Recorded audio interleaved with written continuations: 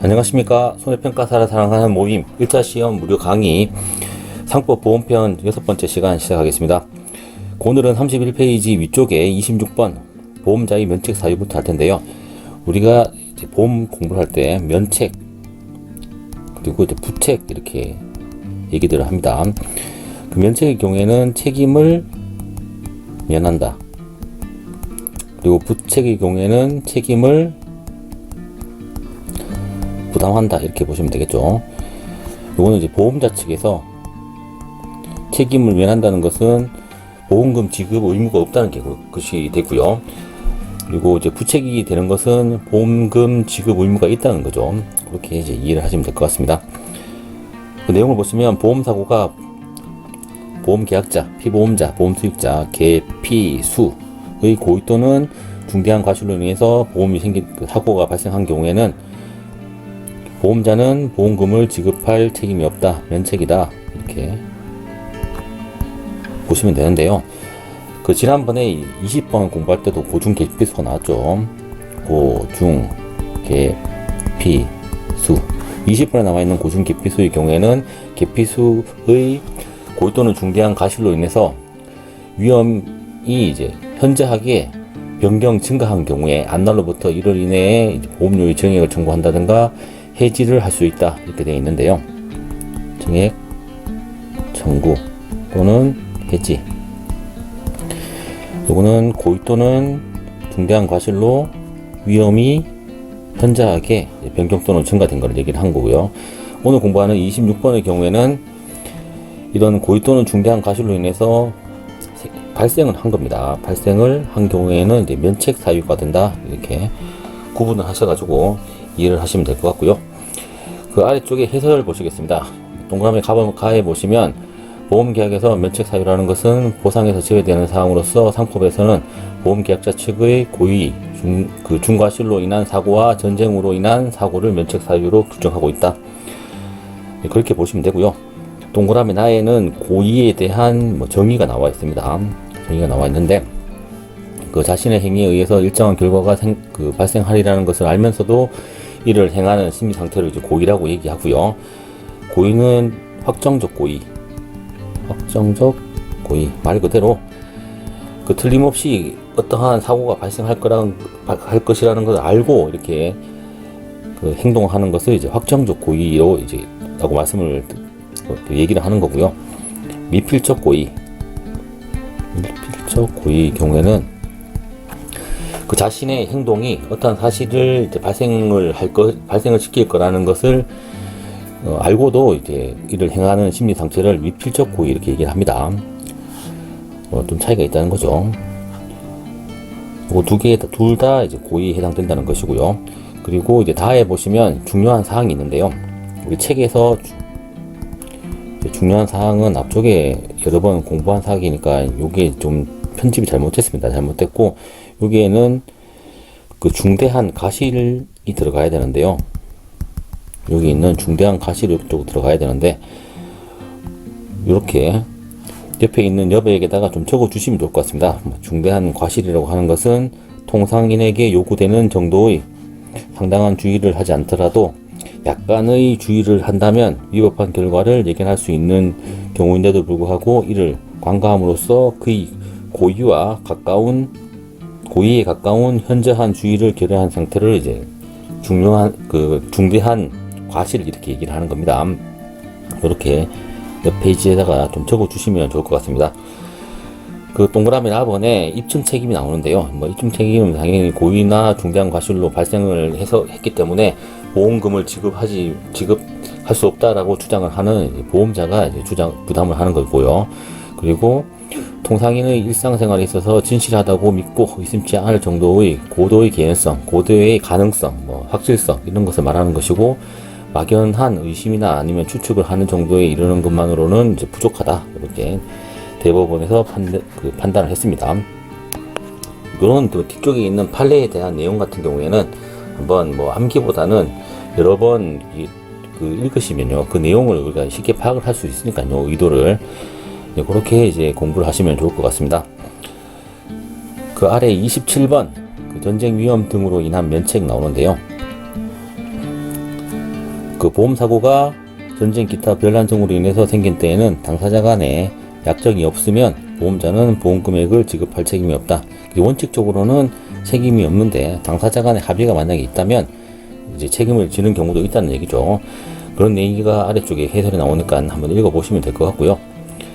그리고 넘어가셔서 28번 재보험 보시겠습니다.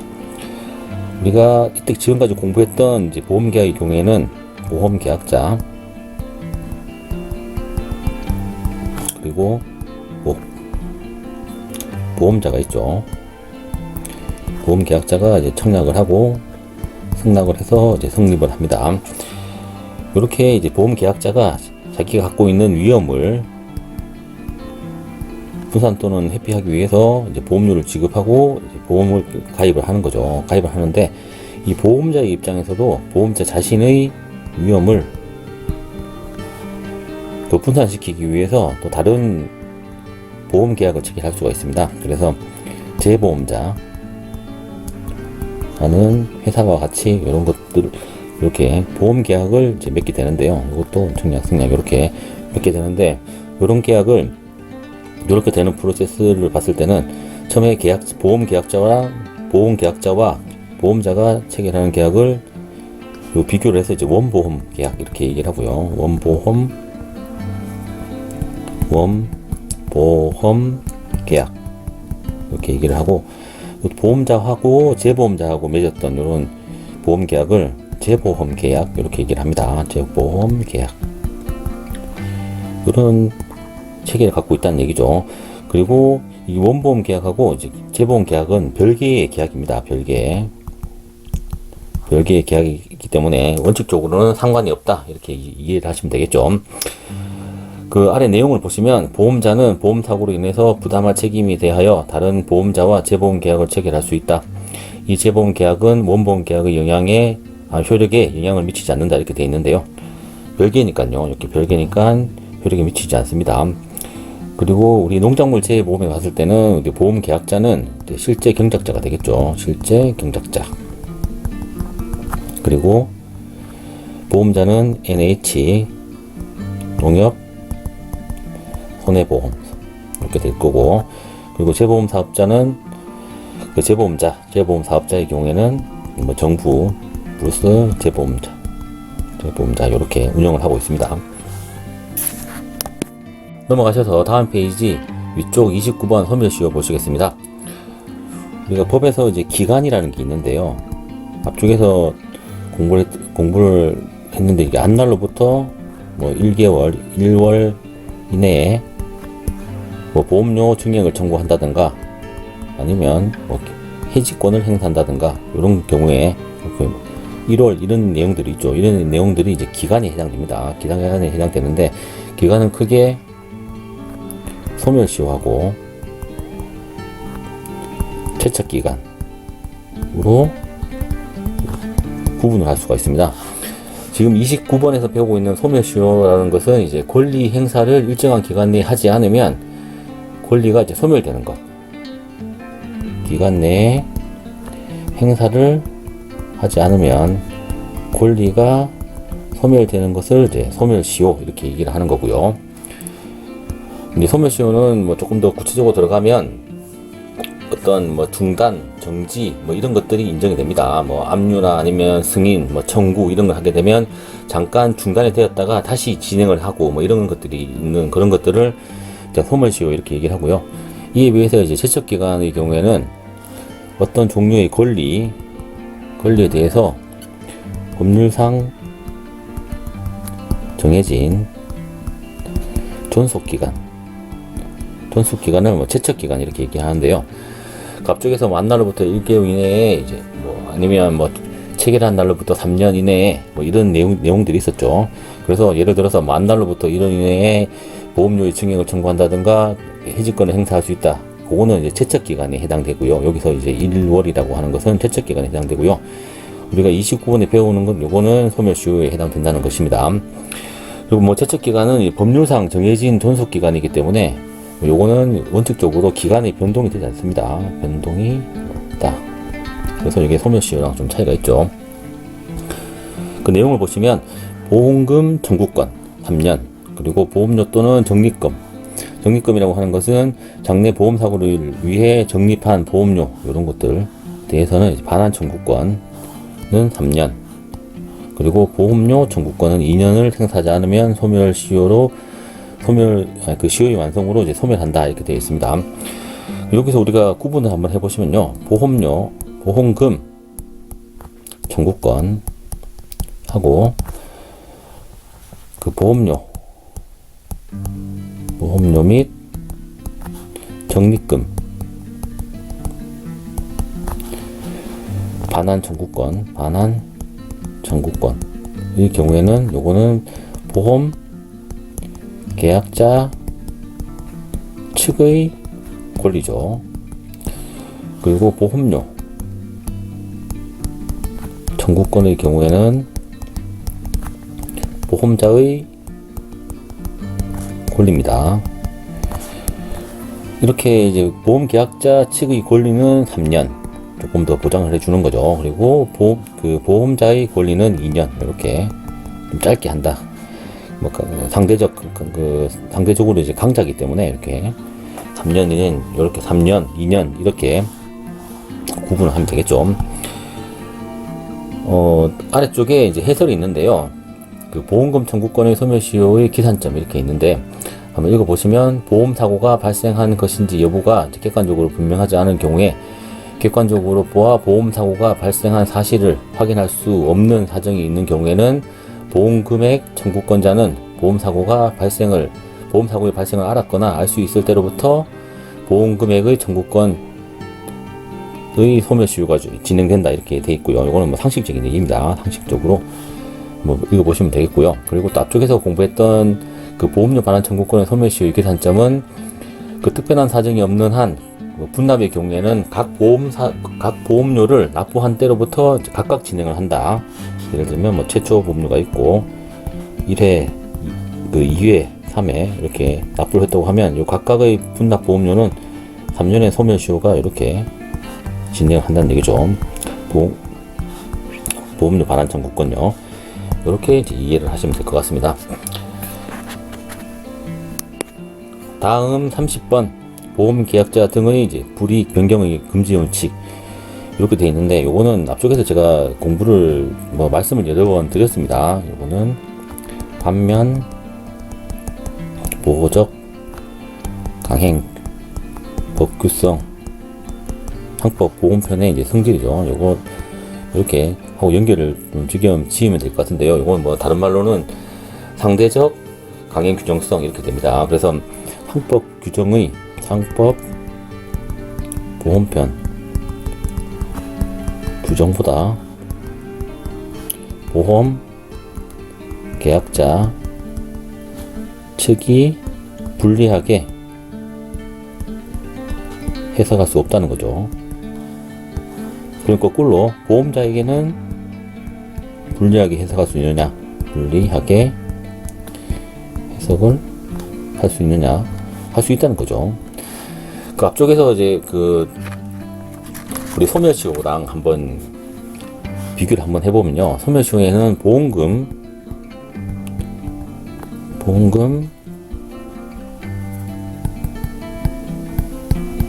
청구권 이 이제 처척기간이 3년, 그 소멸시효가 3년 이렇게 돼 있는데요. 그 소멸시효가 3년 돼 있는데 3년보다 더 줄여서 2년으로 하면 이거는 그냥 법이 정해진 3년이 되는 거고요. 우리 약관이 2년이 돼 있더라고 하더라도 이거 인정되지 않고 3년이 되는 거고, 만약에 우리 약관에 이제 4년 돼 있습니다. 4년이 돼 있으면 4년 이렇게 유효하게 4년이 되는 겁니다. 그렇게 이제 이해하시면 될 것 같고요. 거꾸로 보험자의 권리라고 할 수 있는 보험료 청구권 이 경우에는 소멸시효가 2년 이렇게 되어 있는데요. 이거를 1년으로 줄여도 상관이 없습니다. 요거는 이제 유효하다. 그런데 이거를 3년으로 늘리면 요거는 2년이 된다. 법에 나와 있는 거꾸로 해석이 되는 거죠. 이렇게 이해를 하시면 쉽게 이해가 되실 겁니다. 그러니까 보험자에게 불리하게는 변경이 가능한데, 이렇게 피소에게 불리하게는 이제 변경이 되지 않고 우리 상법 상법 보험편 규정에 있는 기간이 적용된다, 이렇게 이해를 하시면 될 것 같습니다. 그 아래쪽에 마지막에 그 상호보험, 공제 등의 준용 이렇게 나와 있는데요. 그 이 편의 규정은 그 성질에 반하지 않는 범위 내에서 상호보험 그리고 공제 그 밖에 이에 준하는 계약에 준용된다, 이렇게 되어 있습니다. 여기서 이제 상호보험, 공제 이렇게 나오는데요. 그 아래쪽에 이제 해설에 보시면 상호보험, 뭐 공제에 대해서 이렇게 해설이 나와 있는데 이건 한번 읽어 보시면 될 것 같습니다. 그 33페이지 제3장 손해보험 오늘부터 할 텐데요. 우리 손해보험은 크게 이제 통칙부터 화재보험, 운송보험, 그리고 해상보험, 책임보험, 자동차보험, 그리고 보증보험 이렇게 나와 있는데 우리 그 손해평가사 1차 시험의 경우에는 화재보험까지만 공부를 하면 됩니다. 그리고 손해보험에서는 보험 수익자라는 개념이 없기 때문에 우리가 시험 문제에서 이제 손해보험에 대한 얘기가 나오는데 보험 수익자가 나오면 그거 틀린 기본적으로 그냥 틀린 지분이 되는 겁니다. 그렇게 접근을 하시기 바라겠습니다. 그 첫 번째 시간부터 계속 여러 번 공부를 했었던 그 이득 금지 원칙이라는 게 나오는데요. 그 의의를 한번 보시면 손해보험은 우연한 사고로 인해서 피보험자가 입은 재산상의 손해를 이제 충당해 주는 건데요. 재산상 손해를 충당해 주는 보험이다, 제도이다, 이렇게 되어 있는데요. 그 재산상의 손해를 보장하기 때문에 그 재산 이상으로 그 보험금이 지급되면 안 되겠죠. 그래서 이제 실제 손해만 이제 보상을 해야 되는데, 이런 원칙을 뭐 이득 금지의 원칙 또는 이익 금지의 원칙 또는 실손 보상의 원칙 이렇게 얘기를 합니다. 앞쪽부터 이제 첫 번째 시간부터 계속 공부를 했으니까요. 그리고 두 번째 보시면 그 이익 금지의 원칙에 적용되는 사례들이 나와 있습니다. 사례들이 나와 있는데 하나씩 좀 살펴보면요. 일단 뭐 동그라미 1번 보시면 사고 당시를 기준으로 손해를 산정한다. 이것도 이제 이득 금지 원칙을 적용을 하면요. 그 시가 개념을 적용해서 사고 당시에 시가 기준을 적용해서 이제 보상을 하는 겁니다. 그래서 뭐 계약 시부터 사고 시까지 시간의 경과로 인해서 이제 감가가 발생했을 경우에 감가를 고려해서 이렇게 보상을 해준다는 것이고요. 그리고 이제 두 번째 보시면 그 추가보험에서의 보험료 또는 이제 그 보험 금액 감액 청구가 있는데요. 여기 지금 보험금이라고 되어 있는데 좀 액을 좀 추가를 해 주시면 좋을 것 같습니다. 초과 보험에서의 보험료, 보험 금액 감액 청구. 책에서 여기 액자가 빠졌으니까요. 액을 좀 추가해 주시면 좋을 것 같습니다. 그 초과 보험이라고 하는 것은 이제 보험 가입보다 그 보험 금액이 보험 금액이 큰 걸 얘기하는데요. 이거는 이제 부보율이라는 게 있습니다. 부보율의 경우에는 보험 금액을 보험 가액으로 나눈 것인데요. 뭐 초과 보험의 경우에는 보험 금액이 보험 가액보다 크기 때문에 요거의 1보다 크겠죠. 이런 것들을 이제 초과 보험이라고 하는데, 초과 보험의 경우에는 이제 가액보다 보험 금액이 가입 금액이 더 크기 때문에 그 실제로 요율을 이제 구하다 보면 실제 손해보다 더 많이 가액으로 보상이 돼야 되는데 더 큰 보험 금액으로 보장이 되기 때문에 실제 손해보다 보험금이 더 크게 지급이 될 확률이 있습니다. 그래서 이거를 이제 보험 금액이나 아니면 보험료를 이제 감액 청구를 하게 되는데요. 뭐 그런 경우도 이득 금지의 원칙을 실현하기 위해서 그렇다, 이렇게 보시면 될 것 같습니다.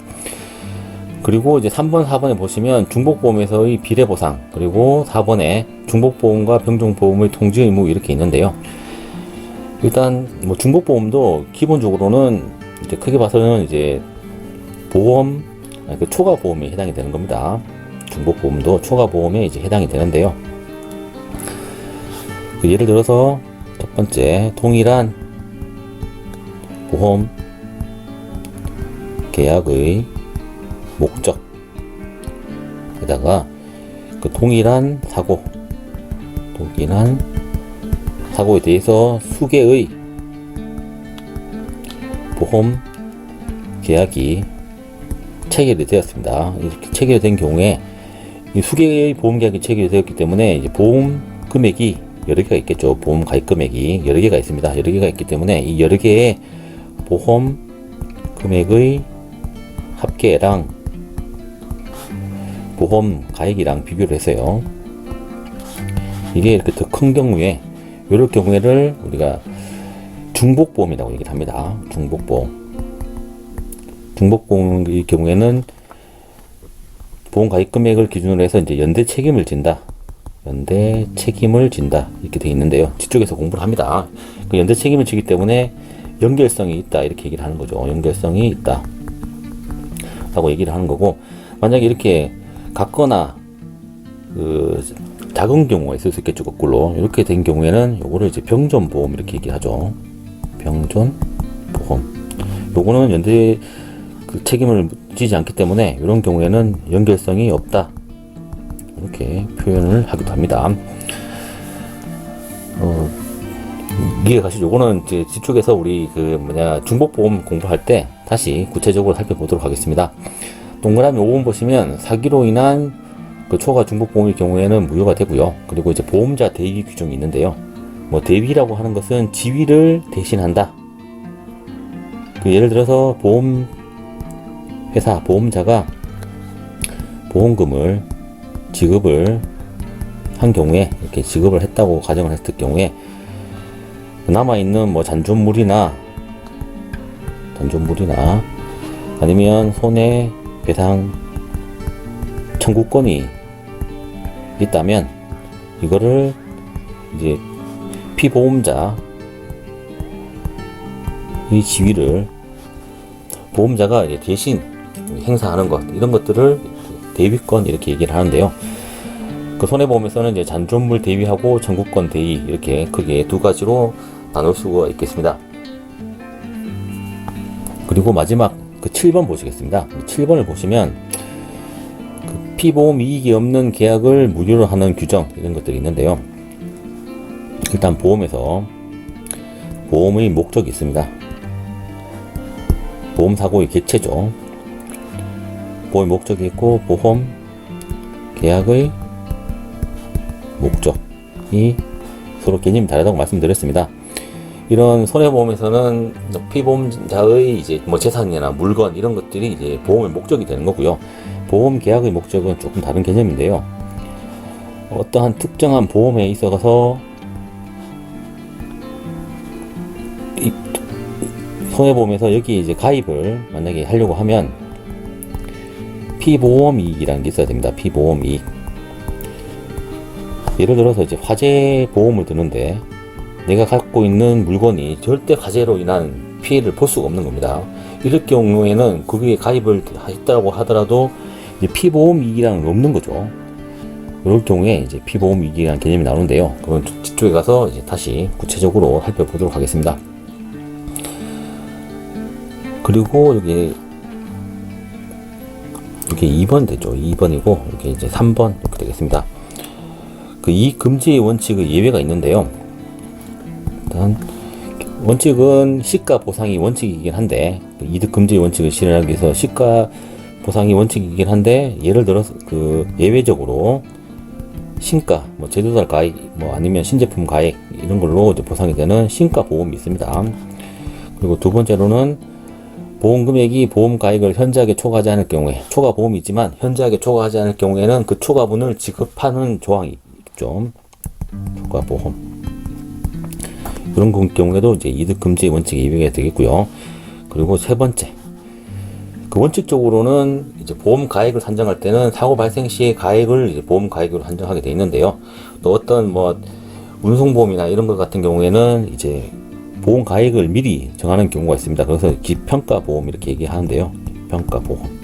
이것도 이득 금지 원칙이 이외죠. 왜냐하면 미리 보험 가액을 산정을 했기 때문에 시간의 경과를 위한 감가를 적용을 하지 않기 때문에 뭐 이런 이제 기평가 보험이라든가 아니면 보험 가액이 시가에 따라서 이제 변경이 돼야 되는데 뭐 불변경주의 이런 것들이 이익 금지의 원칙에 예외가 되게끔 이런 것들이 이익 금지의 원칙에 예외가 됩니다. 그리고 저 아래쪽에 2번 손해보험자의 책임이 이렇게 있는데요. 그 손해보험 계약의 보험자는 보험사고로 인해서 생긴 피보험자의 재산상의 손해를 보상할 책임이 있다. 뭐 이건 당연한 얘기입니다. 그 다음 페이지 위쪽에 보시면 해설이 있습니다. 해설을 한번 읽어보시면 될 것 같고요. 뭐 손해보험하고 인보험 이렇게 나와 있는데요. 이거는 앞쪽에서도 여러 번 공부를 했기 때문에 한번 읽어보시면 될 것 같습니다. 그리고 그 중간에 있는 3번 손해보험 증권 이렇게 있습니다. 앞에서 보험 증권의 교부 또 재교부 신청 뭐 이런 것들에 대해서 공부를 했었죠. 그 손해보험 증권의 경우에는 다음 사항을 기재하고 보험자가 이제 지명 또는 서명하여야 한다. 둘 중에 하나만 하면 된다는 얘기입니다. 또는이기 때문에. 그래서 우리 지문에 그 기명 날인하고 서명하여야 한다 하면 틀린 지문이 되는 거죠. 그렇게 보면 이제 1번부터 이렇게 10가지 조항이 나오는데요. 이런 것들도 우리 시험에 나올 수 있는 부분이기 때문에 좀 자세하게 살펴보시면 좋을 것 같습니다. 그 1번의 보험의 목적, 그리고 보험사고의 성질, 보험 금액, 그리고 보험료와 그 지급 방법, 그리고 보험 기간을 정한 때에는 그 시기와 종기, 그리고 무효와 실권의 사유, 그리고 보험 계약자의 주소와 성명 또는 상호, 그리고 피보험자의 주소, 성명 또는 상호, 그리고 보험 계약의 연월일, 보험 증권의 작성지와 그 작성연 월일 이렇게 되어 있는데요. 요거를 이제 목, 사, 급, 요, 지, 그리고 기, 무, 실, 개, 피, 연, 월. 제가 뭐 억지로 한번 앞글자를 한번 따봤는데요. 이렇게 외우셔야 될 것 같고, 아니면 하나하나 이렇게 우리가 계속 반복해서 눈에 익히시면 좋을 것 같은데요. 좀 특별한 경우는 7번에 이렇게 한번 보시면 7번하고 7의 2를 한번 보시면 여기는 이제 개피의 그 주소 및 성명 또는 상호 이렇게 나오는데 여기서 보험 수익자의 주소와 성명 또는 상호가 나오면 틀린 거죠. 보험 수익자라는 거는 이제 손해보험에는 없는 개념이기 때문에 그리고 보험자의 뭐 주소 그리고 성명 상호 이런 것들도 나오면 틀린 지문이 되는 겁니다. 뭐 보험자의 경우에는 큰 회사이기 때문에 우리가 뭐 인터넷 같은 걸 쳐도 바로 나올 수 있는 그런 얘기이기 때문에요. 굳이 증권에 이걸 넣지 않아도 된다. 이렇게 이제 보시면 될 것 같고 이제 9번에 보시면 보험 증권의 작성지와 그 작성 연월이 이렇게 있는데요. 그게 또 문제에서는 보험 약관이라고 나올 수 있습니다. 약관의 작성지와 그 작성 연월이 이렇게 나오면 틀린 지문이 된다는 거죠. 이렇게 하나씩 이렇게 살펴보시면 좋을 것 같습니다. 그 아래쪽에 해설을 보시면 보험 증권에 관한 얘기가 나오는데요. 뭐 보험 증권이라고 하는 것은 보험 계약의 성립을 증명하는 문서로서 일반적으로 보험 계약자의 청약에 대해 보험자가 승낙하면서 보험 증권을 교부하게 되어 있습니다. 그래서 앞쪽에서 우리 640조에 보시면 보험 증권의 교부 이렇게 나오고 계약이 성립한 날로부터 지체 없이 작성을 하고 그리고 보험 계약자에게 교부하여야 한다 이렇게 나와 있죠. 그리고 보험자가 기명 날인이나 서명하도록 하는 요식 증권의 일종이다. 요거는 요식 증권의 일종이다. 요식행위가 있어야 된다는 것은 요 기명 또는 서명을 해야 되고 그리고 이런 내용들이 이제 포함되어 있어야 된다는 얘기죠. 그래서 요거는 그 보험 계약의 불요식성과 헷갈리시면 안 됩니다. 보험 계약의 불요식성. 보험 계약의 경우에는 어떠한 그거 없이 이제 청약에 대한 승낙에 이제 의사표시가 있으면 성립을 하는 거죠. 성립을 하는 그 불요식성인데 보험 증권의 요식성하고 헷갈리시면 안 된다는 얘기입니다. 오늘은 여기까지 하고요. 그 다음 시간에 아래쪽에 있는 4번 상실 2개 불산입 이어서 진행을 하도록 하겠습니다.